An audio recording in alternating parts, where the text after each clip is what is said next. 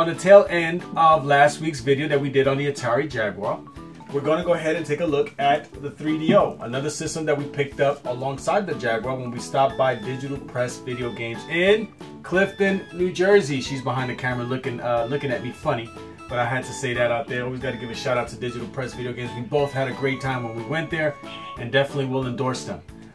Anyway, so today we're going to talk a little bit about the 3DO, the Panasonic 3DO that we picked up alongside the Jaguar again, and we just want to go ahead and I never had this system when it first came out. Main reason why $700 price tag. $700 for this thing, and it was supposed to be the future of video games. Definitely the future of video games because of FMV was the big thing back then. Well, anyway, we never really had one back then, but right now we actually had an opportunity to get one, which is great. We got a couple of good games that we picked up alongside with it, and we're going to go ahead and continue to get up games. And some two-player games we want to get. We haven't had a chance to get those yet, but definitely want to go ahead and give some love to the Panasonic 3DO. Released in 1993, right? 1993. Yes. And we have the official first version, which is the FC1. It has the tray that comes out. You feed it. The second version was made a little cheaper due to costs. This system, when it came out, the reason that I'm so happy to have it, we're so happy to have it, is that we never experienced this system in the past because of the high price tag it had when it came out, which was $700, believe it or not, $700. So there was no way that we were even going to think about having a system like this. We actually have an opportunity now, which is great. We only got it, what, $75, right? We picked it up for $75. Again, at Digital Press Video Games in Clifton, New York. So, New Jersey. Did I just mess that up? Sorry, Clifton, New Jersey. Digital Press Video Games. So, we're going to go ahead and give this a closer look. Alright, we're going to go ahead and give a closer look to the Panasonic 3DO. What a really nice, beautiful system, actually. Actually looks like a VCR. As heavy as one, too, from way back when. Anyway, so this is the Panasonic 3DO. Again, this is the FC1. This is the first one that came out back in 1993. And we're gonna go ahead and give it a real closer look here. Anyway, it feeds. You feed the disc into it. Here is the port for a controller. We'll talk about the controller in a few minutes. You have the power and the eject button here. On the side, it looks like it had some type of, or it was going to come out with some type of connections to it, or additions that you can connect to it. But I never got that. There it goes right there, the board for that. But I never heard of anything that connected to it, or maybe it just didn't live, I guess, past that. Anyway, this is the bottom, which will tell you pretty much different specs and when it came out and all those type of things.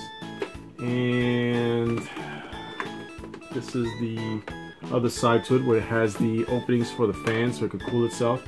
In the back, again, it has some more specs right here. Interesting stuff here, though. It has the AV wire connection. It has the RF. It also have an S wire component here. I'm not sure what this is right here. It looks like another connection that you can connect to it. I can't even make that out. And then over here it has what channel you can utilize it on. So, but and it also the convenient thing about this system right here came with its own power supply already connected to it. Again, it resembles a VCR or a CD player or a DVD player from that time. But here goes the top of it. It's a very, very nice system. And we're going to talk a little more about that. Just stop it. Great. All right, so now we're going to take a quick look at the controller for the 3DO. It's actually a really nice feeling controller. Fits real nice in your hands. It has an L and R trigger on top.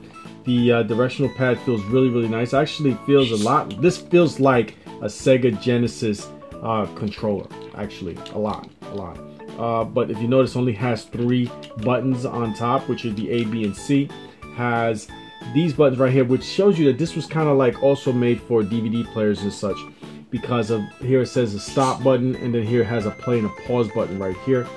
And the interesting about this that I didn't mention before, if you notice that the Panasonic 3DO only has one port, which has been spoken to by many times by different people who've discussed this.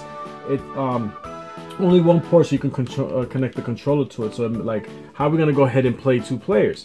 Unless you buy one of those, you know, those big contraptions that you connect many different controllers. Well, you didn't have to do that here. You just had to have another controller, such as I have this one right here, which is a different company named Nakatech. And what you do is you just connect it to the other one. That's so. Now you can play. Get in there. Okay. For some reason she's not behaving properly. There you go. Okay. Now you can go ahead and play 2 players, and the wires are really long, so you won't be on top of each other. It's pretty cool. So it's kind of cool. Other than having the 2 ports, which should have been on the system anyway, this was another convenient way actually to have it. The problem that I would have is if one of these controllers went bad and stuff like that, now you're kind of stuck back to the one again. But yeah, so that's the way that looks right there. And you put it in, it doesn't want to let go. And we're gonna give it a final thoughts. Hit pause. Alright, so we just gave a closer look to the Panasonic 3DO. I'm really happy to have this system part of our collection, of course. Little by little, we're collecting all the different systems that I've never had. Right now, I'm out there looking for a Philips CDI, which hopefully I'll get eventually. Regardless if it's people have negative feelings to it or positive feelings to it, I myself want to experience these things for myself, just so I can get my own feelings on it. Of course, I'm only going to do it if I can get a nice, decent price. You got a lot of resellers out here who are really trying to rip you off. So I will always say be careful when it comes to resellers.